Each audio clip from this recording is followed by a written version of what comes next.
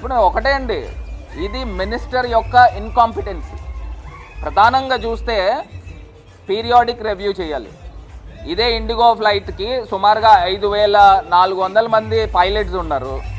5,400 pilots ఉంటే 36 అవర్స్ని రిలాక్సేషన్ని 48 అవర్స్కి పెంచారు. పెంచినప్పుడు సుమారుగా ఇంకా 900 మందిని రిక్రూట్ చేసుకోవాలి పైలట్స్ని. మరి 900 మందిని రిక్రూట్ చేసుకోవాల్సిన అవసరము ఇండిగో పైన ఉంది. దాన్ని పీరియాడిక్ రివ్యూ చేశారా ఈ మంత్రి? ఇప్పుడు నువ్వు ఫేజ్డ్ మేనర్లో పెట్టాలి కదా. ఒక్కసారి తీసుకొచ్చి నోటీసులు ఇచ్చేసి నువ్వు రేపటి నుంచి నువ్వు పెట్టాల్సిందే అని చెప్పి, అంటే వాళ్ళు సంవత్సరం నుంచి ఇంప్లిమెంట్ చేయట్లా, వాళ్ళకి డెడ్ లైన్ నోటీస్ ఇచ్చేసి నువ్వు ఇంప్లిమెంట్ చేసుకోండి. ఎక్కడి నుంచి చేస్తాడండి?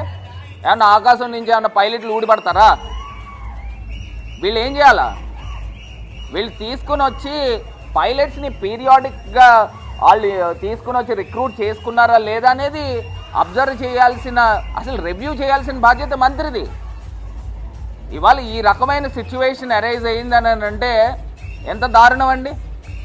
ఇవాళ నేషనల్ మీడియాలో ఒక తెలుగు మంత్రి ఏ రకంగా అబాసుపాలయ్యాడు.